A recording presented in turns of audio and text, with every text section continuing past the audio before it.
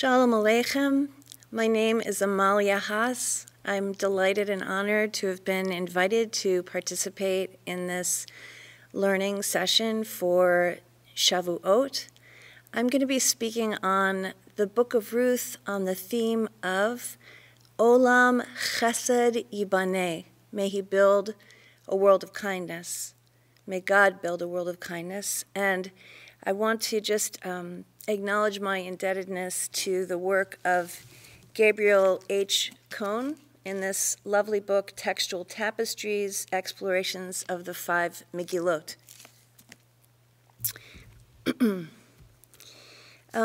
There are many ways to read the book of Ruth, many themes that emerge. But for the purposes of today, I would like to focus on Chesed, the theme of loving kindness. In many ways, the book of Ruth is considered to be par excellence an exploration of Chesed. Ruth says to Orpah, her sister-in-law, according to Naomi, "May the Lord deal kindly with you, as you have dealt with the dead and with me." And of God, according to Naomi, "Blessed be God, who has not ceased God's kindness to the living and to the dead." And of Ruth herself, according to Boaz, "My daughter, you have shown even more kindness, more chesed, in the end than in the beginning." Let's take a moment and remember the structure of the narrative sweep of our Megillah. The first chapter is set in the fields of Moab. The length of it covers about 10 years. And our characters are Elimelech and Naomi, husband and wife, their sons Machlon and Kilion, Ruth and Orpah, Moabite women, as well as the women of Beit Lechem and Naomi and Ruth.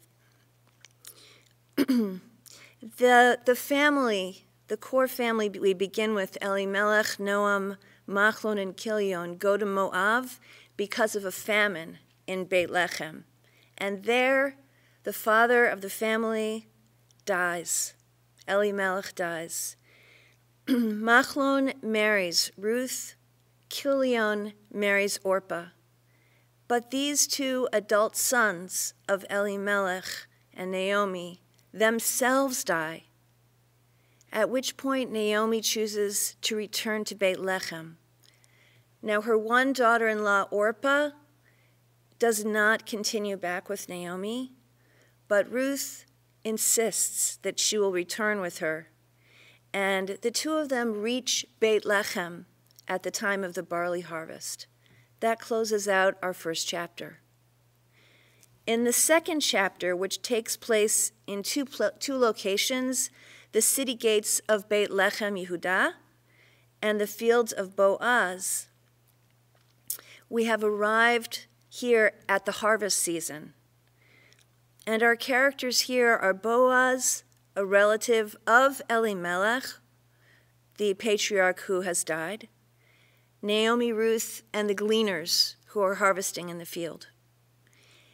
The main events in our second chapter are Ruth gleaning in Boaz's field, Boaz noticing her, speaking kindly to her, and telling the gleaners not to harass her, not to molest her, and to treat her kindly, to drop extra to let her collect. Ruth also brings a large amount of grain to her mother-in-law, Naomi. The third chapter of our 4 chapters happens in Boaz's granary. And this is such a dramatic chapter. Some say it's got the makings of a soap opera. It's a one-night chapter, right? Our first chapter was 10 years. Our second chapter is 1 harvest season. And our third chapter is 1 night. Naomi suggests, and Ruth accepts, and she shows up at the granary at night and offers herself to Boaz, surprising him, perhaps even shocking him out of as in the middle of the night. He says there's another relative who's a closer relative, meaning that that other man would have first options to raise up the name of the dead by marrying Ruth, and assures Ruth that if that closer of kin does not offer to marry her, he will. He also gives her again a large amount of grain and promises to settle the matter first thing in the morning. Naomi explains this interaction to Ruth. And then the next morning, sure enough, at the city gates is our fourth chapter.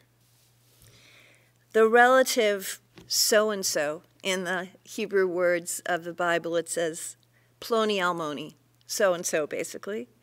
There are the town's elders and the town's women. And what happens is that Boaz calls for the relative, Ploni Almoni, before 10 city elders, a minyan. And the relative refuses to buy Naomi's field, and with that purchase, to redeem Ruth. In other words, take her as a wife.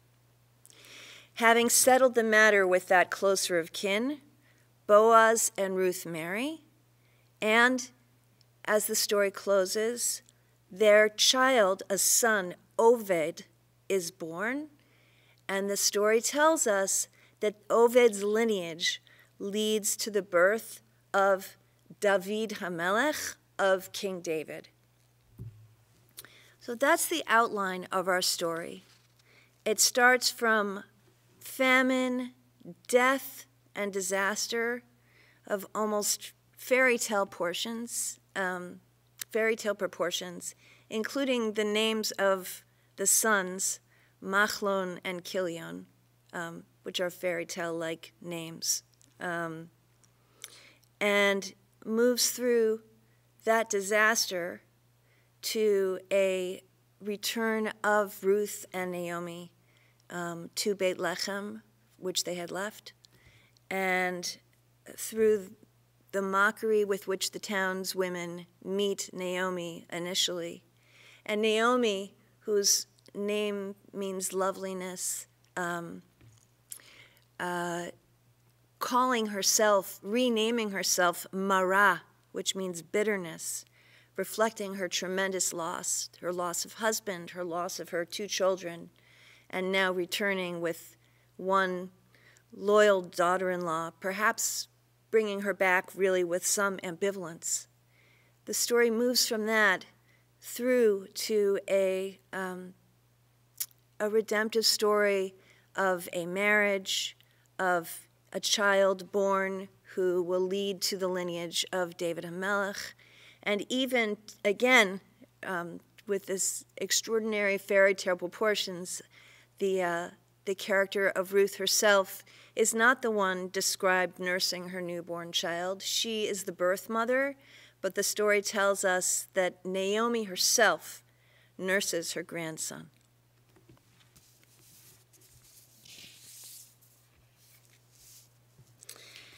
So we move from disaster to a lot of feel-good aspects of this book. What are some other ways to trace the story of Chesed, the theme of Chesed, in our book? The story emphasizes Ruth's origins in Moab. She is a Moabite woman, a descendant of Lot, and she chooses not to follow the path of Lot, who separates himself through his choices from Abraham, but rather she chooses to follow in the steps of Abraham, whose people she joins. It says in Bereshit, in Genesis, the Lord said to Avram, "Get you out of your country and from your birthplace, from your father's house, to the land that I will show you." And in Ruth, it's written, "And how you have left your father and your mother and the land of your birth, and are come to a people who you knew not before. Similarly, in Genesis, it says, Hipared, separate yourself, I pray you, from me. And in Ruth, it says the same verse, the same word, rather. God, do so to me, and more also, if anything but death part, mafreed, you and me. That's Ruth speaking to Naomi. These parallel sections illustrate the path chosen by Ruth, and emphasize that Ruth, like the patriarch Abraham, left her kindred, left the land of her birth, to go off to an unknown land. In contrast to Lot, again, who separated himself from Abraham, she vows she will never again be separated from Abraham's descendants. And as opposed to the people of Moab, Ruth excels in her performance of chesed, of acts of loving kindness in the tradition of Abraham. There's another story in the Torah that is echoed in the book of Ruth, and that's the story of Judah and Tamar. There are a lot of linguistic parallels that emerge, as well as narrative parallels. There are two brothers that die without children. A woman who joins the people of Israel from a different nation is herself widowed. And the widow doesn't marry the closest redeemer, but a more distant one. Additionally, one woman succeeds in raising up the deceased's offspring in an unusual manner in both stories. And finally, the progeny, the children that descend, become the foundation of the royal house, the house of David. The book itself actually stresses the connection between Ruth and Tamar. In Ruth it says, and let your house be like the house of Peretz, whom Tamar bore to Yehudah, the seed of which God will give you of this young woman. Thus, we should remember that King David is a descendant of three women who are all mentioned in the book. The daughter of Lot, who gave birth to Moab, Tamar, who gave birth to Peretz, and Ruth, who gave birth to Oved. All three women wish to raise up seed, to birth children for their families. But there is actually a world of difference between these three women. In the case of Lot, his daughters go into him at night after having gotten him drunk, thinking that everyone else in the world has been killed with the destruction of Sodom and Gomorrah. And they get their father drunk and they bear children by him. One of the nations that comes out of that union is Moab. In the case of Tamar, she seduces her father-in-law. But in the case of Ruth, she reveals her true identity to Boaz and is willing to formalize the relationship between them through marriage, as is he.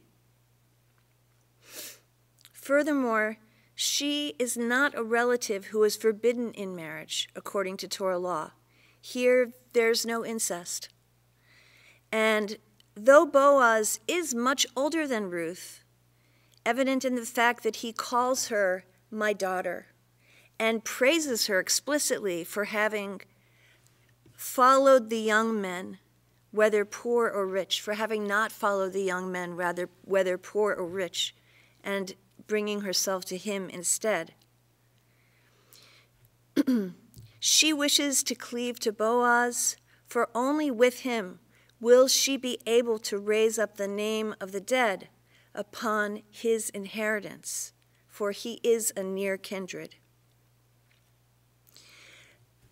There are many parallels between the incident involving Abraham's servant and his search for a suitable wife for Isaac, who in the end, as we know, is Rebekah. And these parallels speak powerfully as well of the theme of Chesed in the book of Ruth. Both Rebekah and Ruth, in fact, are chosen because of their personal qualities and their desire to perform acts of Chesed. And actually, that quality in them is what ultimately is decisive in their selection for marriage. Both stories conclude with words of blessing for progeny, emphasizing that the proposed union is itself an act of God. Dozens of words and expressions are repeated in the two stories, illustrating their similarities. And while I can't go through all of them here, I'd like to point out that there are other places in Tanakh where different Megillot or books are connected by having echoes from one story linguistically and in terms of narrative flow brought forward into a later story in Tanakh. And that's certainly the case here very powerfully, where we see that the parallels being drawn between Rebekah and Ruth are a way of saying that both of them lead to royal dynasty and redemption, and that both of them are connected and anchored in the house of Abraham and his tradition of loving kindness. In both stories, elderly parents direct the actions of their children out of concern for the future. In Genesis 24, it says, "And Abraham was old, advanced in age." And Naomi says to Ruth and to Orpah, she says, "For I am too old to have a husband." She's trying to send the two of them back to their homes and communities and peoples of birth. And she says, "I cannot, if I was to marry today and have sons, I could not get them old enough to marry you." Similarly, what happens to Ruth in the field is very parallel to what happens to Abraham's servant by the well. Quoting from Genesis 24, "And he said," this is Abraham's servant, "O Lord, God of my master Abraham, I pray you, send me success this day. Show kindness to my master Abraham. Behold, I stand here by the well of water, and the daughters of the men of the city come out to draw water. Let it come to pass that the girl to whom I shall say, 'Let down your pitcher, I pray you, that I may drink,' and she shall say, 'Drink.'" So he asks for a very specific action to indicate who is the young woman who he should select among the girls of the city or the village. And the way that he'll know is that she will offer him water to quench his thirst. In the book of Ruth, it says, "And she happened to come to a part of the field belonging to Boaz, who was of the kindred of Elimelech. And behold, Boaz came from Beit Lechem, and Boaz said to his servant that was set over the reapers, 'Whose maiden is this? And when you are thirsty, go to the vessels and drink of that which the young men have drawn.'" So here, the text is drawing a parallel. Give the stranger water, is what the text is saying. That is emblematic of the loving kindness of Abraham. And we see it in Rebekah, and we see it here in Boaz being directed towards Ruth. Furthermore, both stories emphasize the connection to the house of the mother. In the case of Rebekah, it says when she sees the servant, after she speaks to Abraham's servant, and the girl ran and told them of her mother's house. And in the book of Ruth, in the words of Naomi, it says, "Go, return each of you to her mother's house." But the text stresses the departure from the parents' house in both places as well. In Genesis, it says, "Who took me from my father's house and from the land of my birth."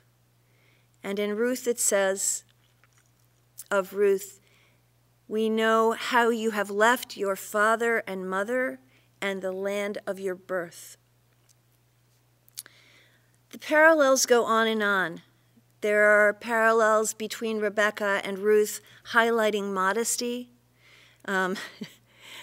Rebekah is, in Genesis, is described as when she saw Isaac,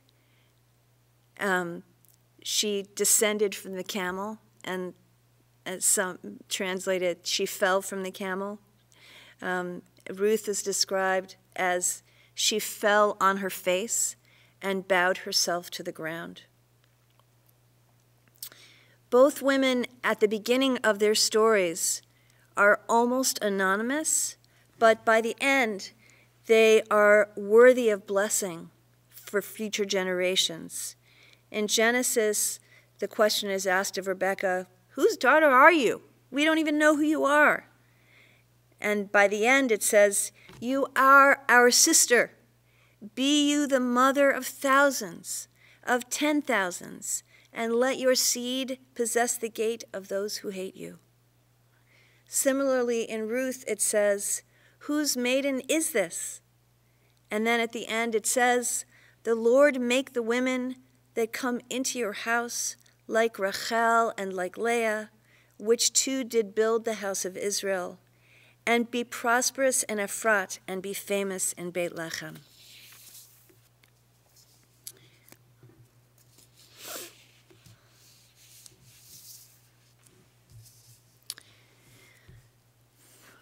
Those carrying out their missions in these stories also clearly have freedom. They have freedom of choice on the one hand and see the guiding hand of God on the other. In Genesis it says, "And now if you will deal kindly and truly with my master, tell me, and if not, tell me, so that I may turn to the right or to the left." And in Ruth it says, "If you will redeem it, but if not, then tell me, that I may know." In Genesis, it says, "Come in, blessed are you of the Lord." And in Ruth, it says, "Blessed is the Lord who has not left you this day without a redeemer." In both stories, the theme is chesed, is underlying kindness. In Genesis, it says, "Show kindness to my master Abraham." In Ruth, it says, "The Lord will deal kindly with you." The parallels between the story of Rebekah and Ruth teach us that it was not by chance that Ruth became the mother of royalty. The very traits that characterized Rebekah, by virtue of which she entered Jewish history as one of the matriarchs, are those that assured Ruth a place in Israel's royal lineage as well. In our time, where we face a pandemic that has created so much fear and so much disjunction, as well as loss and destruction, we can feel the power of the book of Ruth, emphasizing that the Jewish people must cling to loving kindness, must manifest the trait of loving kindness as a way of bringing redemption to the world. Ruth stands for us as a model of one who left her home, who left her people, who left her family, and chose the path of Abraham, and then refused to separate herself from it, no matter what. Through that, she brings profound redemption to our world. May we, in learning this Torah today, merit that our hearts open to the kindness that is emblematic of the acts of Rebekah, of Abraham, and of Ruth, and that we too be inspired to both direct kindness inwardly to ourselves, to our immediate closest of kin, to our communities, and also to the great suffering happening in the wider world. And may it be God's will that through these actions, we too will see healing, we too will see redemption in our time. I'd like to, again, thank you for joining me for this Torah study and wish you a Chag Sameach.